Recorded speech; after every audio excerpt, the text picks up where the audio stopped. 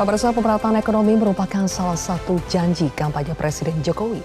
Melalui jargon Indonesia sentris, Jokowi berjanji mengubah prioritas pembangunan yang selama ini berpusat di Pulau Jawa. Namun menjelang akhir masa jabatan, Presiden Jokowi justru asik mengurus pencapresan. Padahal masih banyak proyek pembangunan yang harus dituntaskan. Insya Allah 2024 Anies Presiden, maka rakyat hanya minta satu hal.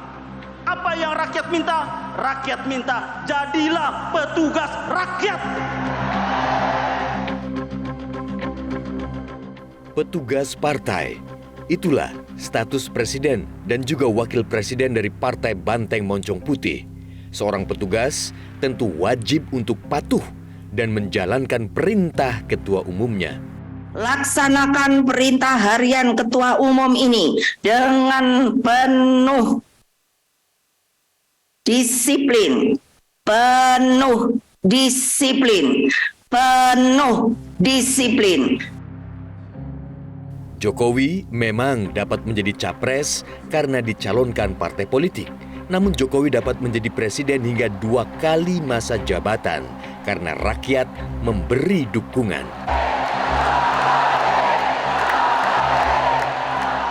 Sejak dipilih secara langsung pada 2004, presiden disebut mandataris rakyat.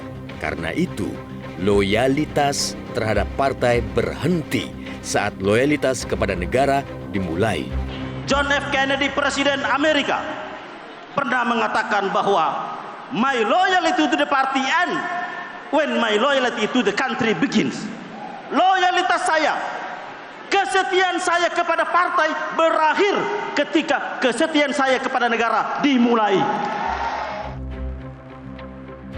Narasi presiden sebagai petugas rakyat muncul dalam deklarasi pendukung Anies Baswedan yang bernaung di bawah kelompok relawan Amanat Indonesia.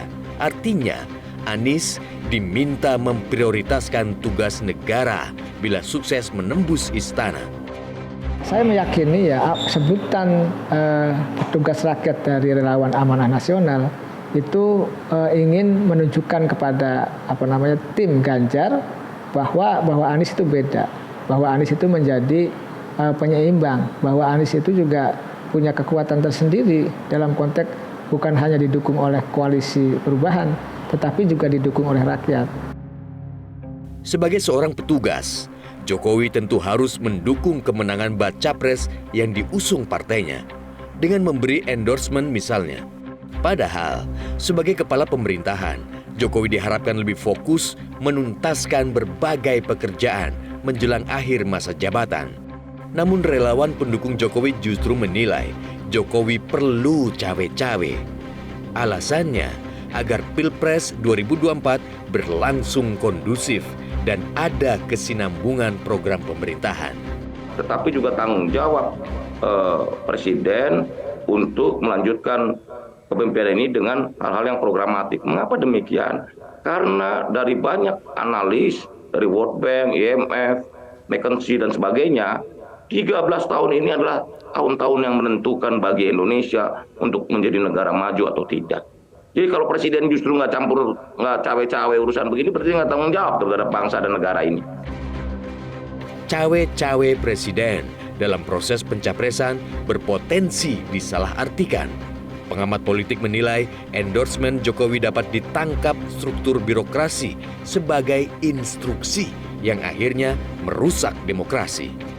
Dengan kekuatan bersama aparat itu, bila Presiden ku cawe-cawe dan kemudian disalahartikan oleh aparat sebagai instruksi, maka demokrasinya rusak.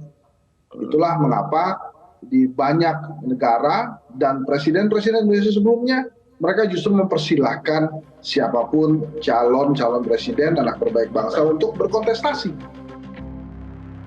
Prediksi Henry Satrio telah terjadi. Di Brebes, Jawa Tengah, relawan pendukung Anies Baswedan melaporkan pelanggaran pengurus paguyuban kepala desa Kabupaten Brebes yang mendeklarasikan dukungan terhadap Ganjar Pranowo dalam Pilpres 2024.